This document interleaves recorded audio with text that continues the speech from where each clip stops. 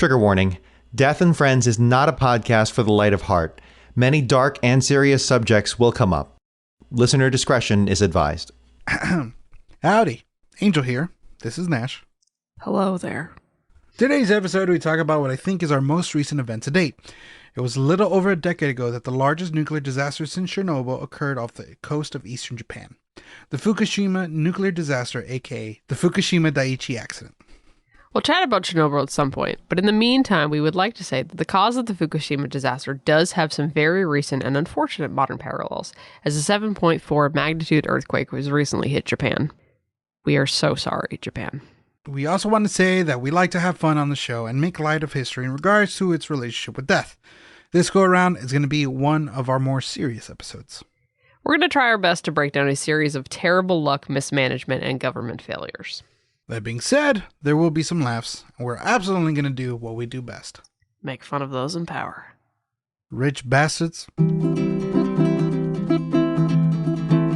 Alright, here we go. Death comes for us all. You might as well make it your friend. Your friend. With us on Death and Friends.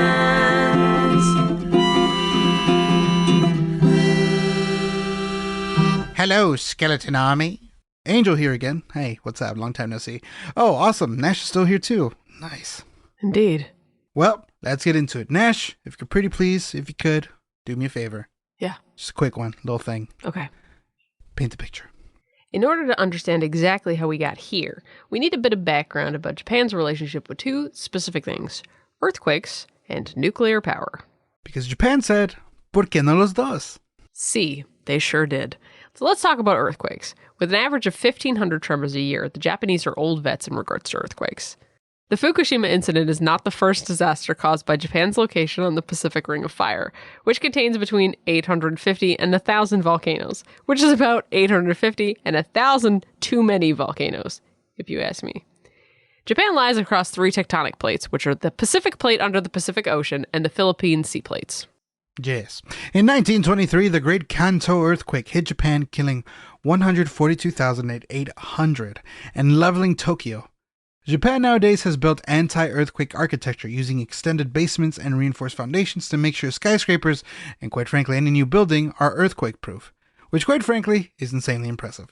For example, in Tokyo, where the Great Kanto earthquake occurred, around 87% of the buildings are in fact earthquake-ready, which is way cooler than any other fancy tech that they are rightfully known for. The 2006 Honda Accord? Yes, their greatest invention. Yeah. In regards to nuclear power, though, that relationship, a little messy. In 1945, the United States drops atomic bombs on two major Japanese cities, Hiroshima and Nagasaki, which kill over 300,000 people and affects millions. This is also largely seen as the end of World War II. Japan rebuilds and tries to get back on their feet, and the U.S. government, with military and political influence, smelling blood presumably, talks to Japan post-war and says, Hey, you hear about this? This thing? Is that a glowing plutonium rod in your pocket, or are you happy to see me? It's merely a decade after dropping the bomb, and the United States decides, oh, we did an oopsie. Oops. So we're going to give you more atomic energy, but this time it's to exploit, help you. It's to help you. It's to help you. And understandably, the Japanese are not about it. And then the U.S., of course, goes, yeah, you are. You are about it. Let me hear you say it. Say you're about it. Say you're about it. So after a shit ton of propaganda and strong arming, Say you're about it. Japan is basically forced to say, we are in fact about it. So this is how nuclear power arrives in Japan. And over the next few decades, more and more nuclear power plants are built in Japan. Naturally, of course. Obviously, with the help of American companies. But they are all safe, and nothing bad ever happened. What's that? You heard there was a problem with the plant? Yeah, definitely. Definitely happened. No, you didn't. No, you didn't. Huh. This is a weird feeling. What?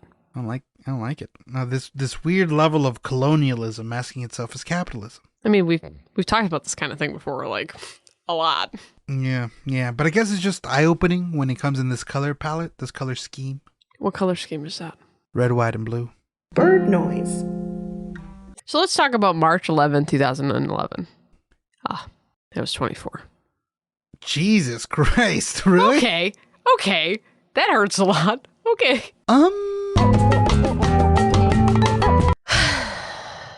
Okay. So, March 11th, 2011. An earthquake registered a Category 9 on the Richter scale hits the seabed off the coast of Japan, which leads to a tsunami measuring 113 stories at its highest. That's 133 feet for Americans and 40.5 meters for literally anyone else. Thank you, Angel. The tsunami is traveling at over 400 miles an hour. There's only a 10-minute warning to residents along the coastline who've already been dealing with a 6-minute-long earthquake. That's how fast the tsunami forms. Now, the Fukushima power plant is on the coastline, presumably so workers had a nice view or easy access to water in case of an emergency situation, which, is great. Yeah. While the earthquake itself causes a power outage at the Fukushima power plant, the backup generators automatically kick in, so the coast is clear at this point, and the plant is totally fine. And now there are puppies and ice cream. Yay! This is also the part where we should clarify that we are not nuclear scientists. well, I am. Shut up, Holden Caulfield, bitch ass. But here is a quick breakdown. The nuclear reactor gets hot through fancy science magic that demands a highly skilled staff and highly efficient machinery to make sure, and to use a technical term here, that it doesn't get too caliente. Usually through a cooling system. Usually the heat from the fuel rods that are used with water that is pumped through the reactor, causing a lot of steam that then turns turbines and boom. Unlimited power! Itty bitty living space. Well done. While the staff is very skilled, the highly efficient machinery part... Not so much. Hang on. Let me check my notes here. Hang on.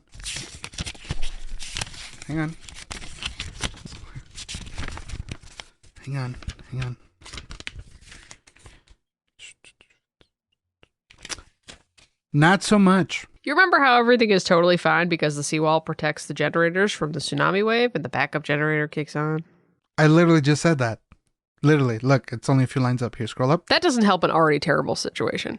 When the tremors hit, the first 3 reactors immediately shut down, which is what you want. But unfortunately, they're still really hot. The automatic generators that run on diesel start to pump in a cooling liquid to cool the rest of the reactor off and prevent disaster, which is also what you want. Now, the first reactor...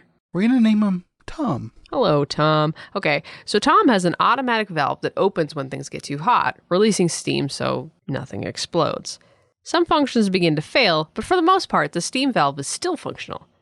We are good. 10 minutes later. We are not good. Shit is going south really fast. Another 46-foot tsunami reaches the shoreline, crashes, and breaches the seawall, flooding 4 nuclear reactors and a large part of the plant, directly leading to the failure of the backup generators, very quickly making everything hot. That's right. Earthquakes, tsunamis, and power failures. Oh my. The seawall built to protect the plant is 19 feet high. The second tsunami wave is 46 feet high, which, according to my calculations, is much higher, to the tune of more than double. So the plant begins to flood. Hey, guess where the backup generators are located? They're out in the basement. Yep. And one of them already started fucking up before the first wave even showed up. This is the part where I mentioned the not so efficient part of this plant. Fun facts with Nash.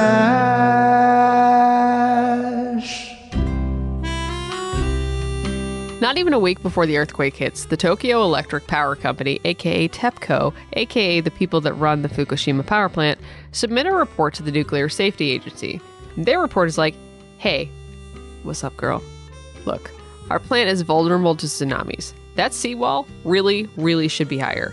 But we are just going to put that plan into the back burner for now because we think living above 3 tectonic plates isn't even that big of a deal, really. Jesus Christ. Probably fine. Fixing glaring maintenance issues and safety issues cost money, Angel. And I am talking small, single digits of a percentage, which is way too precious to spend. Rich bastards. This is not even the first time TEPCO is like, hey, this plant has problems. It hasn't tested any of the cautionary mechanical systems since the plant opened 40 years ago. And, according to reports from both current and former workers, it's not even well maintained.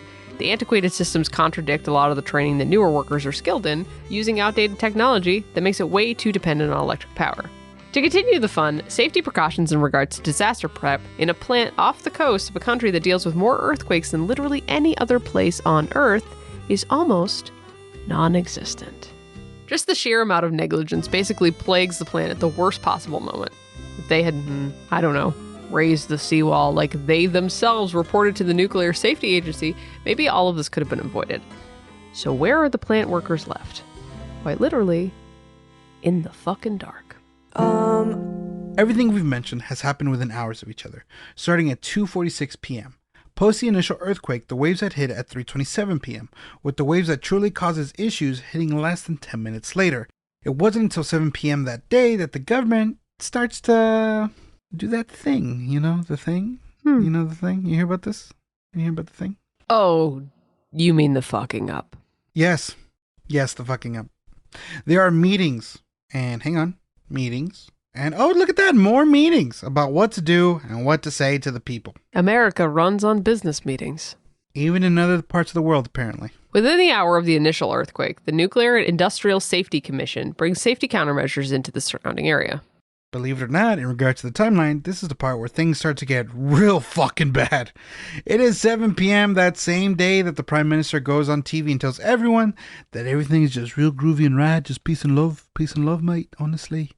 While also announcing a little precautionary, witty bitty little baby nuclear emergency. But making sure to say that everything's fine. It's fine. It's fine. It's fine. Fine. It's fine. Jake? It's fine. Jen from Legal? It's fine. It's fine. It's fine. It's Fine? fine. Fine. Fine. Kyle? What's the line? God damn it! The people of Fukushima, within 2 miles of the plant, are told to evacuate, but again, just as a precaution. Throughout the entire disaster, with the worst of it being in 4 days, the circle of impact grows and grows until the entire city is evacuated. Mind you, the area is already devastated by 2 fucking tsunamis. Quick fun fact here. It's the middle of the night when some of the scope of the disaster is starting to become clear to the government. TEPCO is ordered by the Prime Minister himself to manually vent Reactor 1, aka Tom. This plan is concocted after 6 hours of debate. Another 6 hours later, the Prime Minister gets frustrated as to why the reactor isn't vented yet. So he gets on a helicopter and flies to the plant himself. Remember Tom? He was doing a real good job when his valve released letting steam out, right? Remember that? Tom, good kid. The same steam that made the power? Yay, Tom. Well, Tom ran out of water. And there's no water being pumped in due to lack of power throughout the plant. And he's only getting hotter because there's no cooling liquid for him. No, Tom. Why? What? Because Tom is quite literally melting. Tom out here trying to stop the world. So naturally, TEPCO begins to panic. Remember earlier when we said that at one point the Prime Minister flies over to see why the hell his orders aren't being followed? In any modern plant, not only would the backup generators be in a more secure place, but any manual release valves would be easy to make work. That's what you want. That's what you want. That's ideal, Yeah. I think. But the only way to manually open the vent system in these reactors was to go into the reactor housing in the dark with temperatures over 100 degrees and dangerous amounts of radiation and manually open them with a multi-man team and MacGyver tools. Sounds simple enough. Safe, even. The safest. The reason the plan has taken so long to follow the Prime Minister's orders, ¿por qué? Because they literally didn't know how to. It takes them hours of reading old blueprints just to come up with a plan. So they send the Prime Minister back home, where he's forced to be like, it's fine, guys, it's fine. Even though he saw with his own eyes that it was, in fact, not fine. Not fine. Not fine. The second part of this equation is the fact that everybody in the plant knows that they're fucked if they don't figure out how to cool down the reactors. But the situation is getting worse. Tom's fuel rods make it to the bottom of his tank, and they're getting hot as hell. Hydrogen is building up, and it's no longer a matter of if, but when Tom would explode. With all of this happening, and at some point you're probably wondering, who exactly is trying to make sure that the plant does not melt down? Originally, there was 800 workers on the first day of the disaster, the day the earthquake and tsunami struck. Workers deemed non-essential were withdrawn by the Tokyo Electric Power Company. A total of 750 workers left to the increased risk and consequently left around 50-ish. While this number grew and fluctuated throughout the ordeal, the press coined the term Fukushima 50. The majority of these workers were, in fact, older, putting themselves in danger as opposed to their much younger colleagues. Hundreds of workers stayed at the plant, braving high levels of radiation to bring the reactors under control. Some actually still work there today, and yet almost nothing has been heard from them. No awards, no newspaper articles, or TV interviews. We don't even know all their names. There was a dramatic film released in 2020 commemorating their heroic deeds. Unfortunately, the people of Japan do not see them this way. They see them as the problem. They worked for TEPCO, and TEPCO causes a disaster. These people are the only ones who hold the line and make sure that the disaster isn't any worse, which really brings into light just how fucked the situation is. And that's not even mentioning Tim and Caleb. Reactor number 3, who we're calling Caleb, loses power to their cooling system and is going through exactly the same thing that Tom is. So Caleb gets vented just like Tom. Luckily, some emergency power arrives and helps Reactor 2, named Tim, Tom. calm down a bit, as Tim was on his way to blow as well, but somehow he's managed to stay stable. Shaky, but stable. Like Nash after Zoe Kravitz posts on Instagram. It's now March 12th. Luckily, with the emergency power, they think they might have everything under control. But at 3:36 p.m., the earth below them shakes. They think it might be just an aftershock, but unfortunately, it's Tom exploding. At this point, the government orders TEPCO to stop pumping seawater so as to not contaminate the area. These orders, of course, get ignored. Because at this point, TEPCO is like, well, if we didn't listen before. Seawater is pumped into the reactors mixed with boric acid to mitigate the nuclear reaction in, well, the reactors. Mind you, the workers are doing this in the dark, by hand, in insane temperatures. Let's talk about Caleb for a second. Now, Tim has the benefit of backup generators, and so did Tom. But Caleb, his cooling system just fails. Straight up. Power or not, they just broken. And his fuel rods are also fully melted and have also hit the bottom of the tank. It is another day of the workers trying to control the temperatures in the plants, but unfortunately by 1 minute past 11 a.m. on Monday, March 14th, Caleb decides, after the amount of hydrogen pressure that builds up, he's going to go ahead and explode too. His explosion damages the water system that gets to Tim, and by nightfall, Tim's cooling system is failing, and he is now melting down in an even worse manner than his brethren. The following day, March 15th, Caleb has another explosion, which causes Reactor 4.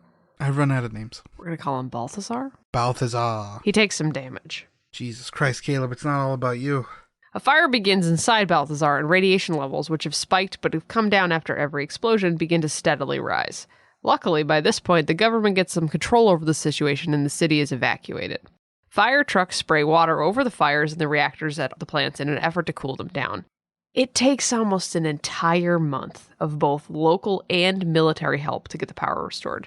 The reactors enter a cold shutdown state, and they begin quarantine of the plant itself. Picante. Understandably, the government has gotten a lot of criticism due to their handling of this entire situation. They did great. They were like, it's probably fine. Just kind of keep evacuating larger parts of the population every few hours. Locals in the area, reported the fact that a loud explosion would happen. And then out of the blue, minutes later, are told to leave their homes. So it's fine. It's fine. Or maybe the fact that in the first day after the initial explosion, the Nuclear Commission held a press conference stating that the plant was completely fine.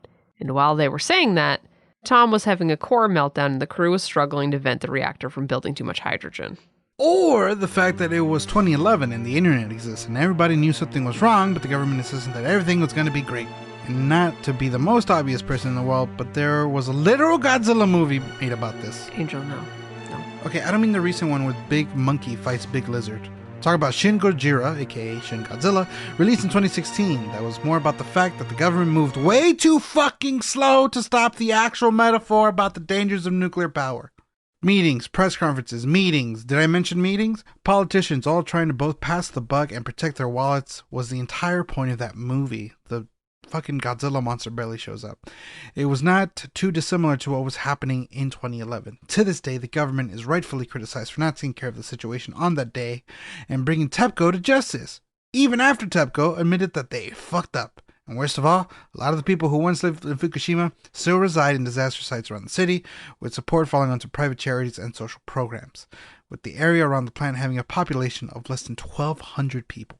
The International Nuclear and Radiological Event Scale ended up labeling Fukushima at the same level as Chernobyl. In regards to the immediate death toll, more people were killed by the tsunami than of the nuclear reactor, that number being about 18,500. Only 10 people were either hurt or killed by the explosions at the plant. Over 2,000 people have died from the evacuation effort due to stress, the majority of them being older. There is a direct correlation with the rise of thyroid cancer in the community, and efforts to get TEPCO to court have been at a standstill for almost a decade now. TEPCO did not stop fucking up after the plant exploded. You think they learned their lesson, but less than a month later, they're caught straight up dumping contaminated water they used to cool the reactors into the ocean. Cool. The investigation found that levels of iodine-131 in seawater near the plant measured to be 7.5 million times the legal limit. Rebuilding has since begun, with all parts of the plant being cleaned up and the reactors being taken care of. But there's still a ton of work that needs to be done. And one single Pokemon playground will not solve everything. That's the thing, by the way. They built one playground that's Pokemon themed. Like right near the site too, right? Yeah. Yeah. It's not even that great. It's a fucking Chansey. Like, it's not even the coolest Pokemon. Wow. I don't know what that means, but sure. It's a giant pink egg. Tough look. That's all it is. For our guy, Pink Egg. There's not even swings. I'm cracking up. And on that note, that's the episode. A special thanks to you, our favorite listener. Remember to subscribe on iTunes, Spotify, or wherever you get your podcasts. A rate and review would also be nice. You can also follow us on Instagram and Twitter. I'm at Gorilla Jokes. And I'm at It's Nashvillin. And of course, follow the podcast at Death and Friends Podcast. Want to become an official member of the Skeleton Army? Join us on Patreon. We use it to cover our sound guy's medical bills. In order to properly write medical facts, we expose Dom to all the illnesses and ways to die we talk about on the show. We actually gave Dom the week off this time around. That's the why is he stumbling around in the dark, sweating?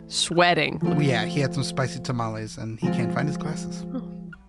Hey, speaking of Patreon, let's thank our listeners at the Brendan Fraser level. So check it out at patreon.com/deathandfriends. Also, we have a website now, deathandfriends.org. That's .org. Join us as we make the entire internet worse.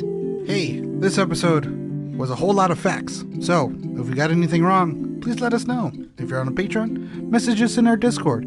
Message us in the Patreon itself. Hey, shoot a tweet at us, and then our intern will probably ignore it. But at the end of the day, death is tricky to talk about. So, please remember, you are loved, you matter, and if you don't want to be your own friend, we will happily be your friend. And by the way, that's all of us. We will all be your friend, collectively, All of us. as a group. We are exceptionally annoying. We are legion, for we are many.